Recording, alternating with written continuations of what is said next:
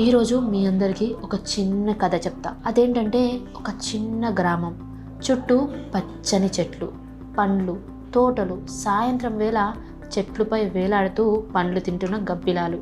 ఆ రోజు వరకు అవి ఎవ్వరికి ప్రమాదంగానే అనిపించలేదు. కానీ అదే చోట నుండి మొదలైంది ఒక కనిపించని శత్రువు కథ, నిపాస్ వైరస్. 1998లో మలేషియాలో తొలిసారిగా ఈ వైరస్ బయటపడింది. అప్పట్లో కొందరు రైతులు అకస్మాత్తుగా జ్వరం, తలనొప్పి, వాంతులు, అయోమయం లాంటి లక్షణాలతో ఆసుపత్రికి చేరారు. మొదట అది సాధారణ జబ్బులానే అనిపించింది. కానీ రోజులు గడిచే కొద్దీ పరిస్థితులు భయంకరంగా మారాయి. కొందరికి మెదడు వాపు వచ్చి ప్రాణాలు కోల్పోయారు. అప్పుడు శాస్త్రవేత్తలు గమనించారు, ఇది సాధారణ వైరస్ కాదు అని. పరిశోధనలో ఒక నిజం బయటపడింది.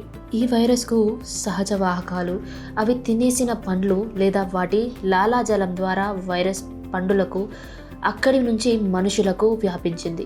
ఆ క్షణం నుండి నిపా వైరస్ ప్రపంచ దృష్టిని ఆకర్షించింది.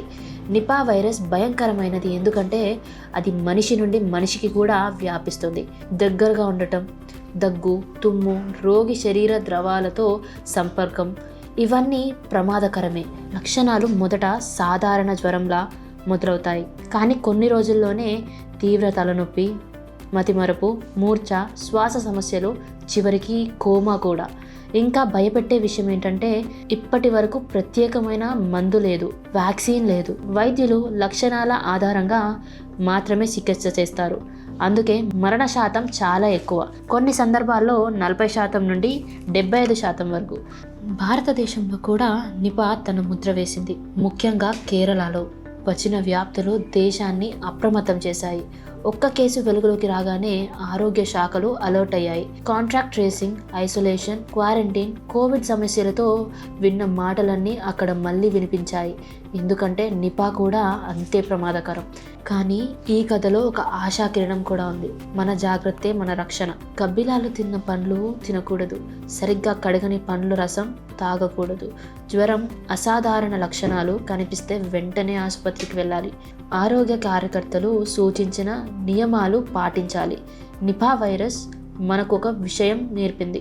ప్రకృతి చిన్న హెచ్చరిక ఇచ్చినా మనం వినాలి. చిన్న నిర్లక్ష్యం పెద్ద ప్రమాదానికి తోడ్పడుతుంది. కనిపించని శత్రువైనా సరైన అవగాహన ఉంటే నిపాకు కూడా మనం ఓడించగలం. అయితే నిపా వైరస్ ఇదే మొదటిసారి మన ఇండియాలో రావడం అని మీరు అనుకుంటూ ఉండొచ్చు. కానీ ఇది ఎప్పుడో మన ఇండియాలోకి ప్రవేశించేసింది.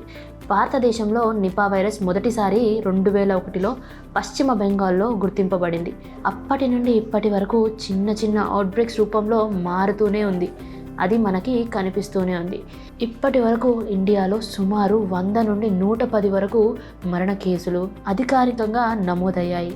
వీటిల్లో ఎక్కువగా పశ్చిమ బెంగాల్ మరియు కేరళ రాష్ట్రాల్లోనే నమోదయ్యాయి. 2001లో పశ్చిమ బెంగాల్లో పెద్ద ఎత్తున కేసులు వచ్చాయి. తర్వాత 2007లో మళ్ళీ అక్కడే కొన్ని కేసులు నమోదయ్యాయి. 2018లో కేరళలో జరిగిన వ్యాధి దేశాన్ని అప్రమత్తం చేసింది. నిపా కేసులు సంఖ్యలో తక్కువైనా మరణ శాతం ఎక్కువగా ఉండటం వల్ల ఇది చాలా ప్రమాదకరమైన వైరస్. అందుకే ఒక కేసు కనిపించిన ప్రభుత్వం వెంటనే అలర్ట్ అవుతుంది. సరైన జాగ్రత్తలు, త్వరిత గుర్తింపు వల్లే ఇండియాలో నిపా పెద్దగా వ్యాపింపకుండా నియంత్రించగలుగుతున్నాం. అయితే ఇప్పటి నుండి మీరు చాలా అప్రమత్తంగా ఉండాలి. మళ్ళీ ఇండియాలోకి అది ఎంటర్ అయ్యింది. ఇప్పటి నుండి మీరు తీసుకున్న ప్రతి పండ్లను శుభ్రంగా కడిగే తినండి. మీరు ఇలాంటి జాగ్రత్తలను తీసుకుంటేనే మీ ఆరోగ్యాన్ని మీరు కాపాడుకోగలుగుతారు.